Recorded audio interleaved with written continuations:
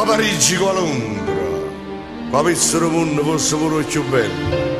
Io voglio campare a Napoli ogni momento, ogni minuto della vita, e faccio finta di niente di cose storte che si vedono qua, perché mi piace l'aria, la gente e il colore del cielo.